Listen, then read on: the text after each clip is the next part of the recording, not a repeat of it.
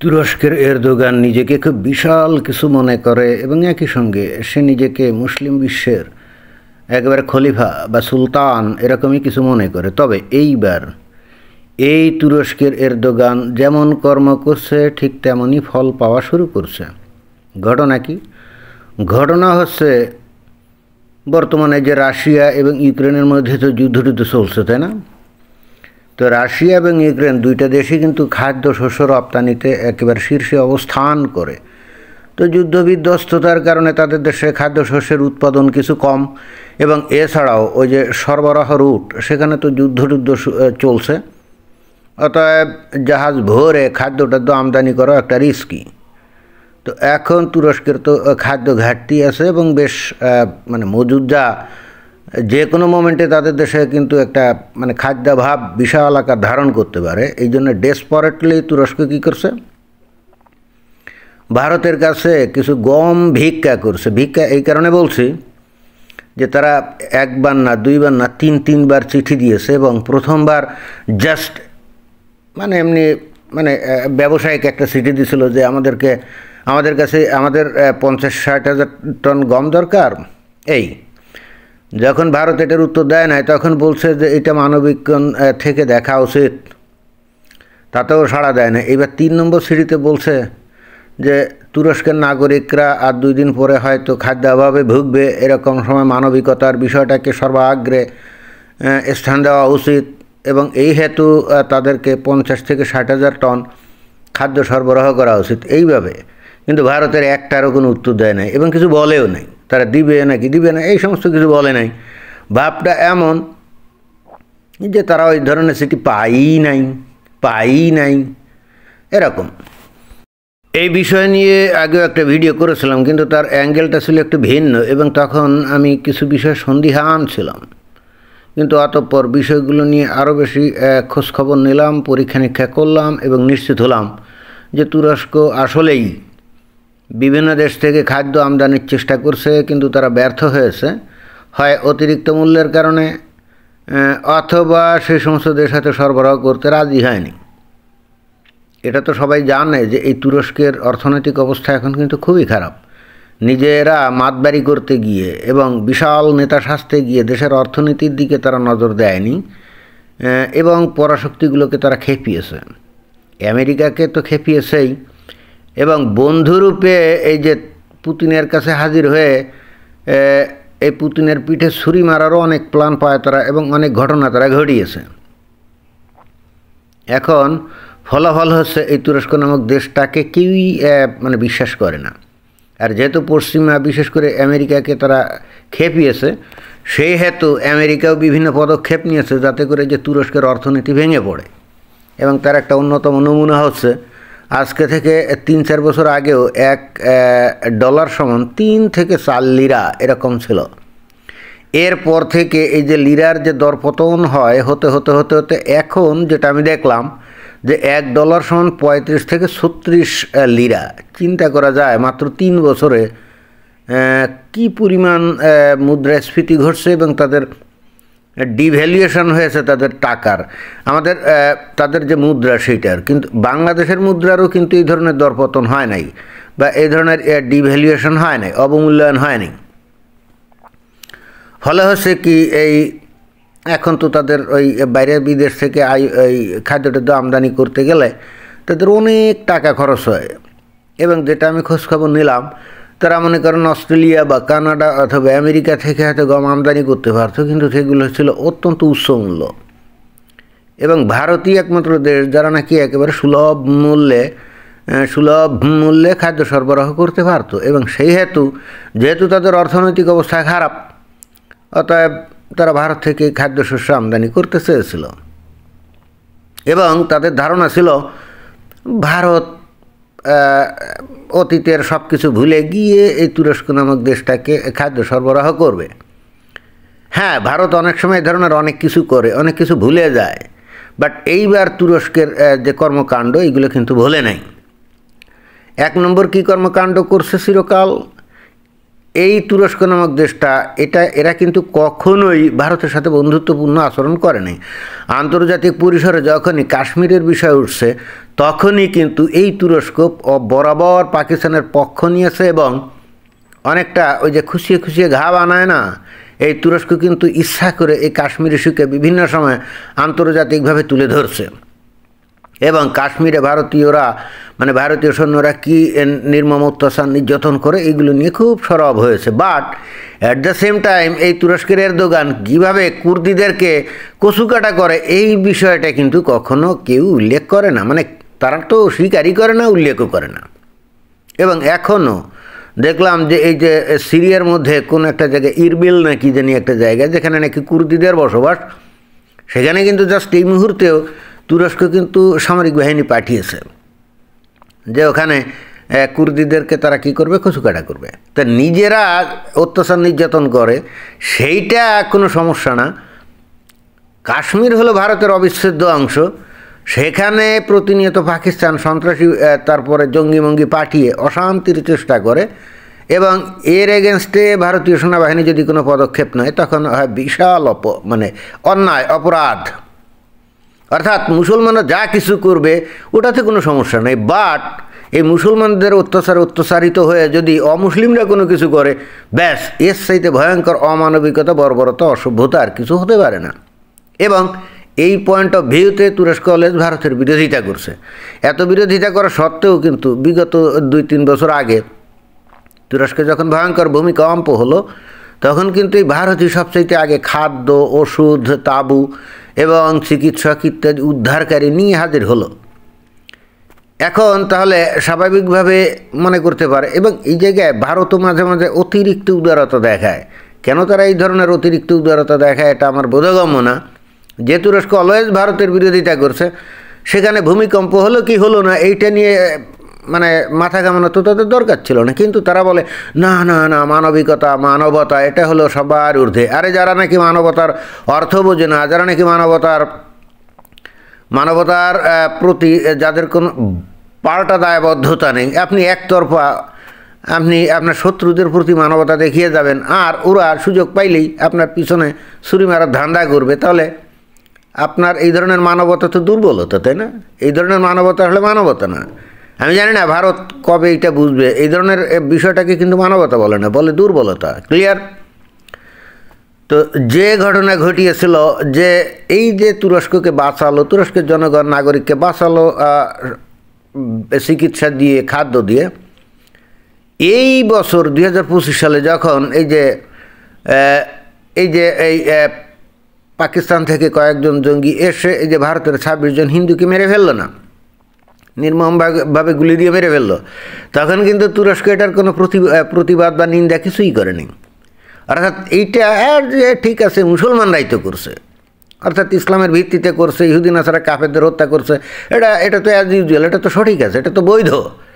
এই জন্যে কিন্তু এই তুরস্ক এটা নিন্দা করে না। কিন্তু এটার এগেনস্টে ভারত যখন পদক্ষেপ নিলে, অপারেশন সিন্দুর করলো, সাথে সাথে তারা পাকিস্তানের পক্ষে একেবারে ডেসপারেটলি দাঁড়িয়ে গেল। তারা সামরিকভাবে অস্ত্রপাতি পাঠালো, ওই তাদের যে ড্রোন এইগুলো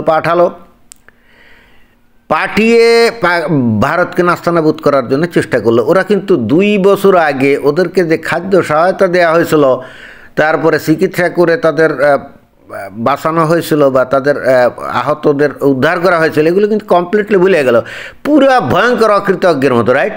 ওরা কিন্তু মানবতার প্রতিদান দেয় নাই এবং এগুলো কেয়ারও করেনি। তারা কিন্তু ভারতকে, যে ভারত তাদের সাহায্য করেছিল তাদের নাস্তানাবুদ করার জন্য কিন্তু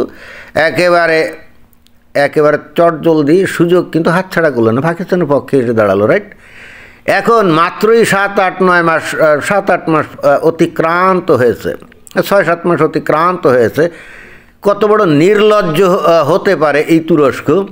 এখন তাদের যেহেতু খাদ্যের সমস্যা, ভারতের কাছে ডেসপারেটলি তারা এখন খাদ্য সাহায্য চাচ্ছে। চিন্তা করে দেখছেন, এদের কোনো কৃতজ্ঞতা তো নাই, আত্মসম্মান নাই, লজ্জা শরম নাই, আত্মমর্যাদা নাই, কিচ্ছু নাই।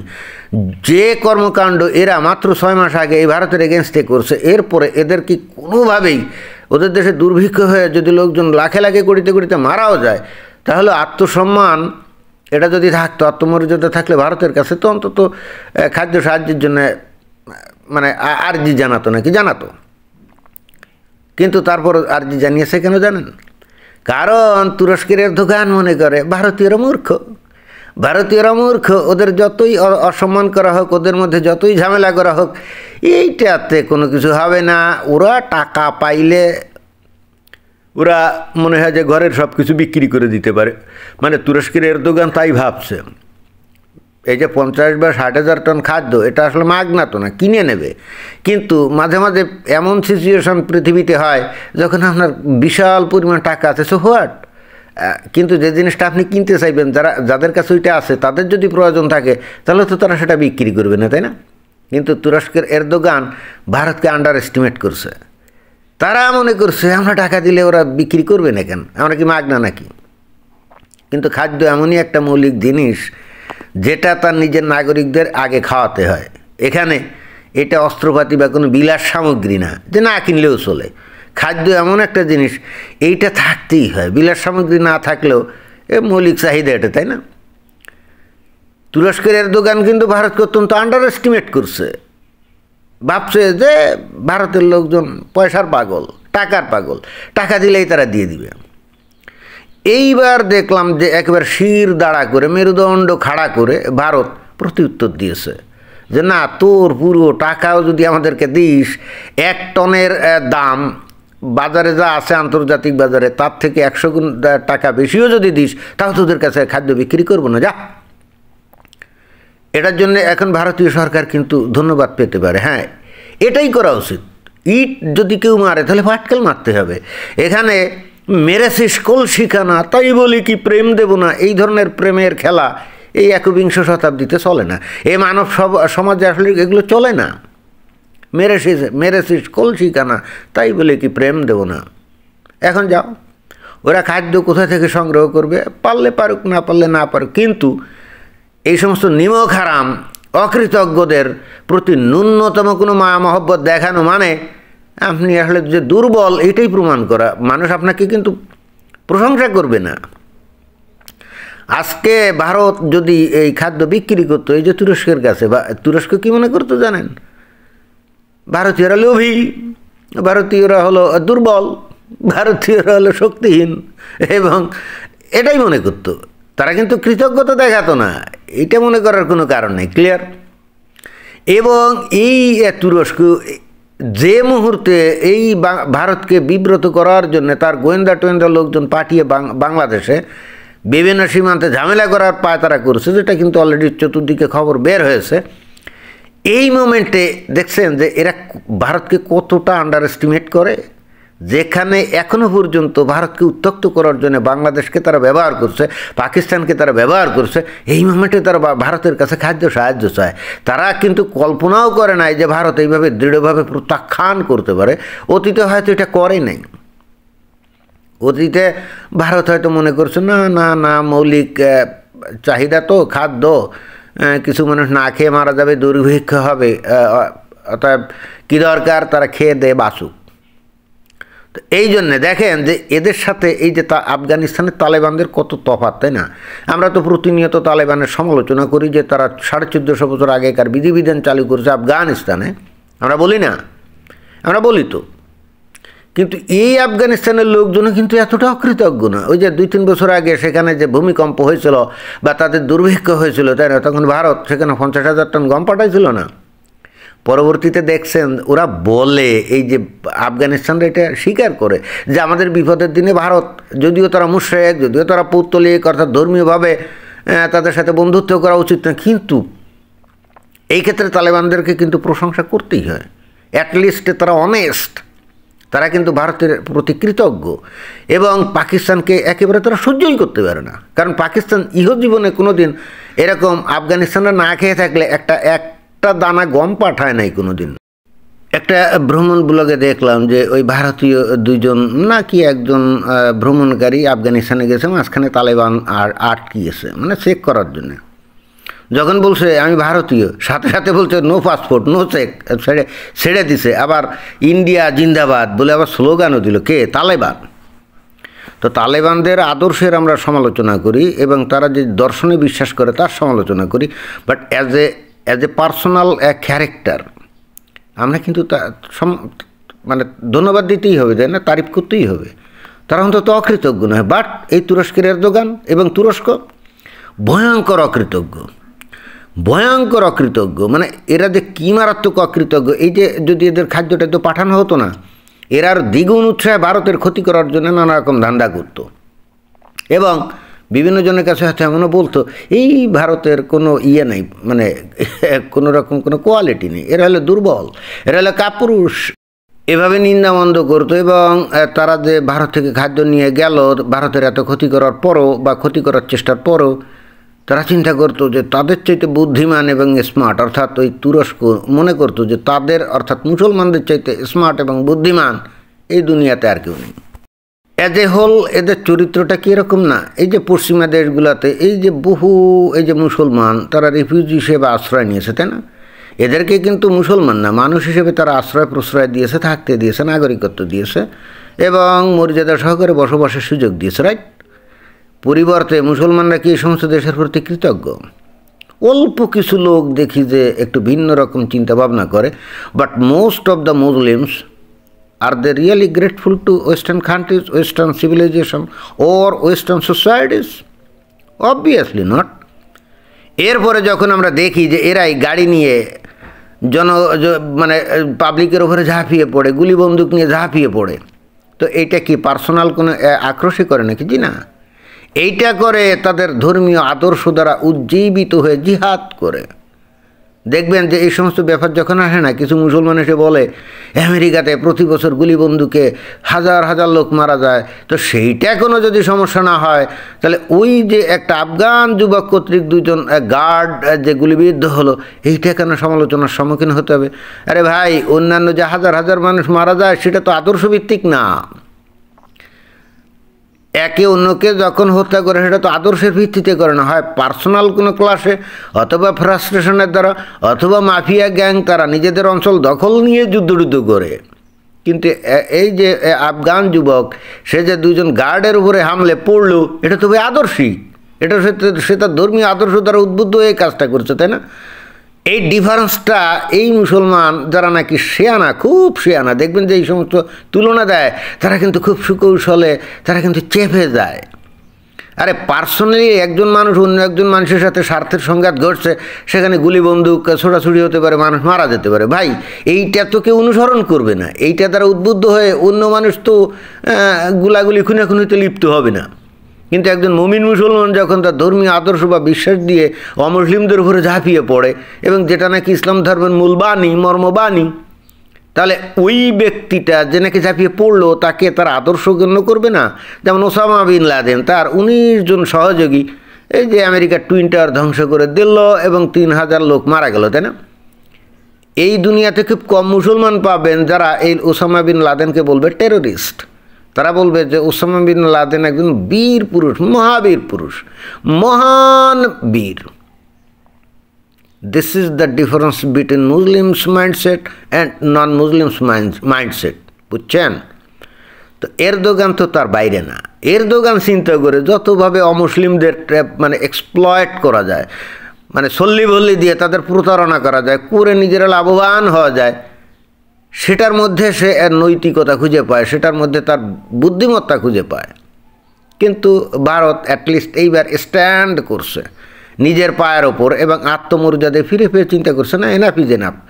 এই তুরস্ক নামক এই যে কালো সাপ এবং এই যে আনগ্রেটফুল একটা দেশ, তাদের সাথে আর কোনো রকম খাইঘাতির নেই, একেবারে জেনুইন আচরণ করছে। ধন্যবাদ।